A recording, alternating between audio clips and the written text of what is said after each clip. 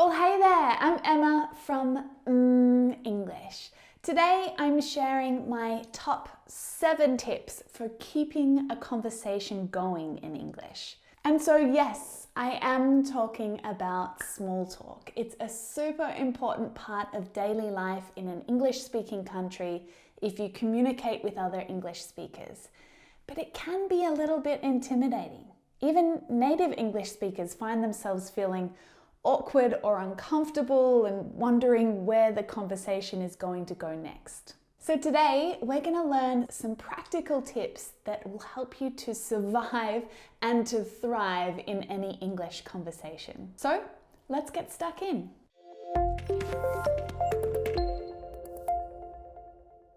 Do you feel like your English speaking skills are holding you back?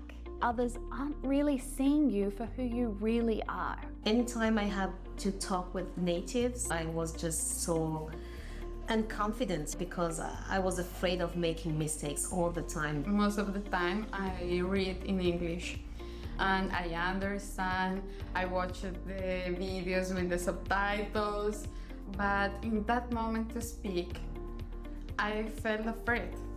I felt shame. It's time to break free from those negative feelings and find your English voice with Hey Lady. We understand the challenges that women face on their English journey. And that's why we're growing a supportive community of women who are working towards the same goal: speaking English with confidence and ease.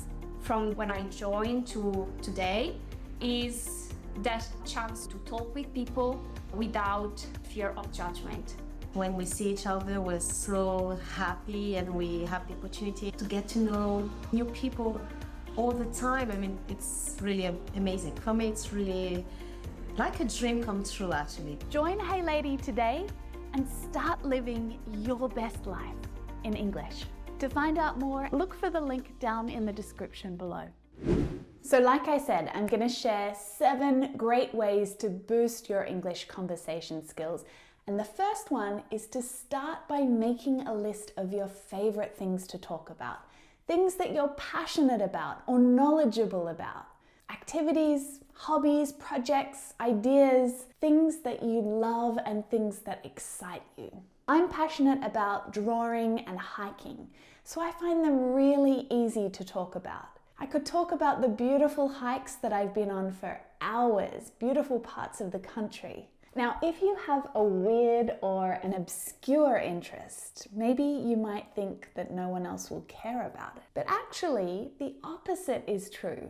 People will either find it really interesting because it's different and they didn't know anything about it, or they might even share that they also have that same interest. And then you'll find yourself engaging really easily in a meaningful conversation with someone because you have that same weird interest. So make a list. It doesn't have to be long. Make sure you read it a few times and that you're familiar with it so you can instantly think of that list when you need it, when you're stuck in a conversation. So yeah, it was a really nice weekend. Oh, that's cool. Yeah, awesome.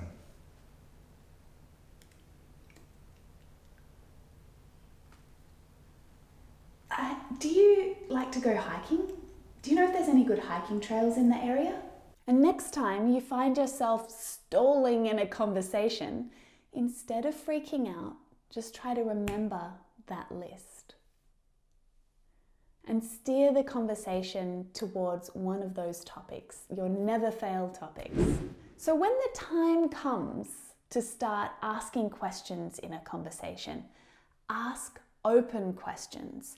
An open question is one that starts with a WH word, like who, what, where, when, why, how, annoyingly it's not a W, and which. So open questions are great because they give the other person a chance to answer more broadly or more openly, give more of an answer.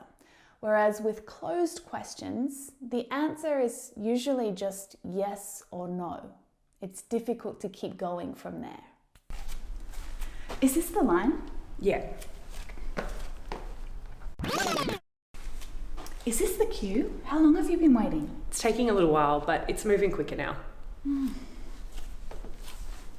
Can you see how open questions give you more chance to speak freely?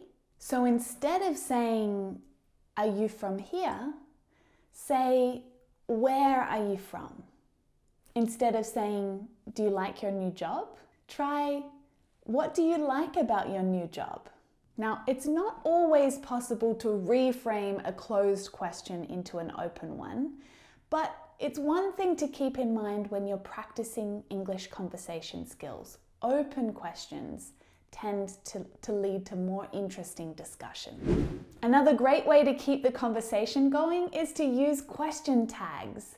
This is a really simple technique that you can use to turn just about any statement into a question. A question tag is just a 2 or 3 word tag that you add to the end of a statement, and it's a great tool for getting confirmation or inviting the other person to contribute their thoughts to a conversation. It's a beautiful day, isn't it? You're new here, aren't you? Question tags follow a pretty simple pattern. You use the verb from the main statement, so here it's be or is, and we take that verb and we add it to the end of the sentence together with the same pronoun from the statement. It's a beautiful day, isn't it? If the statement is positive, then the tag is negative, and vice versa. We haven't stopped working all week, have we? I have a whole lesson about question tags, don't I? You can check it out up here. In a conversation, you need to show that you're interested in what the other person is saying. You have to show that you're listening. Listening actively shows the other person that you're not just waiting for your turn to talk, you're actually invested and that you want to hear what they have to say. That makes them feel good. So the first thing that you can do is show them that you're listening with gestures. Nod your head when you agree with something. Raise your eyebrows when they say something surprising. React when they say something shocking. And shake your head when you disagree with something. When your conversation partner sees that you're engaged and listening, they'll want to keep talking. You can use short affirmations like, "Ah, I see, I know, sure, I understand, really." So I ordered the parts that the customer wanted, Sure. but the shipping's going to be really expensive. Really?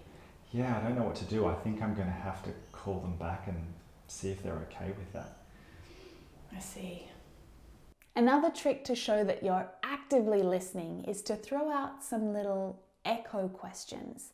So the whole company is going on a team building retreat next month, and I'm really not looking forward to it. Aren't you? For starters, my boss is a bit of a creep. Is he? Yeah, and some of my colleagues are a little bit weird. Are they? So these little phrases are almost like you're asking for confirmation. They can also show that what the other person is saying is surprising or really interesting. So they're kind of similar to question tags. All you have to do is echo the verb and the pronoun. Are you? Did they? I'm going to tell you something and then you try interjecting with an echo question. My niece is starting kindergarten next week. Is she? We went away last weekend.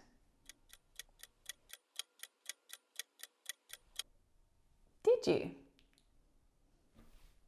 You can also paraphrase to show that you're listening.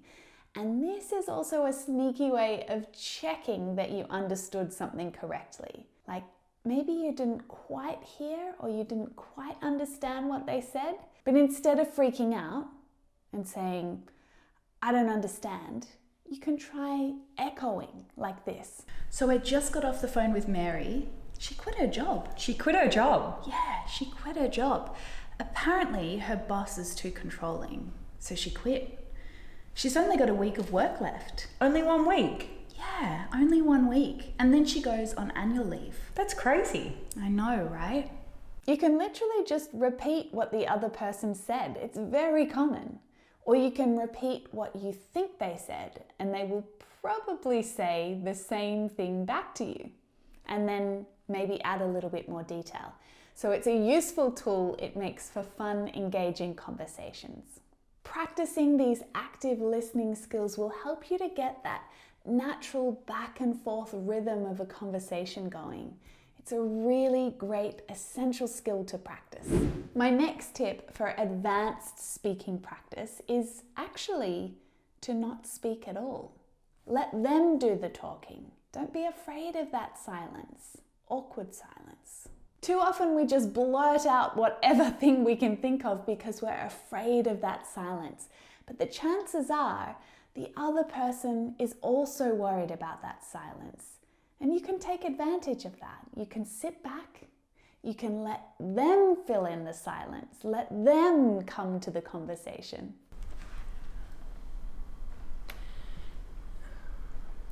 How's this weather, hey? Yeah, it's been raining all day. Now, I feel like this one is kind of obvious, but I'm gonna say it anyway. Practice, practice, practice. Get out into the world and start having conversations with real people. Chat to the checkout person at your supermarket. Talk to your neighbor or the person sitting next to you on the tram. The more practice that you get, the easier it will become. And of course, you can join an online speaking community, a community just like Hey Lady, where you can show up regularly, get as much speaking practice as you need, immerse yourself amongst other English speakers, and really develop those conversation skills in a natural, organic way. And last of all, memorize some expressions that are useful in English conversations. I have a few videos that introduce a whole bunch of really useful, common expressions that come up all the time in English conversations. One's linked up here. But learning, studying, remembering, using these expressions regularly help them to sink into your mind so that you can always draw on them when you need them. Phrases for starting a conversation, like, what have you been up to lately? Or, how was your weekend? Or any comment to do with the weather. And then learn some simple expressions for ending a conversation, like, I'd better keep moving, or it was nice chatting. At a bare minimum, having these phrases ready to go should help you out anytime you need them. So there you have it. You've got some great new tools for helping you to talk in English, to keep a conversation going. And if you want to learn some of the exact expressions and phrases to use in different situations, make sure you check out one of these lessons next. Thanks for joining me today. I'll see you in the next lesson.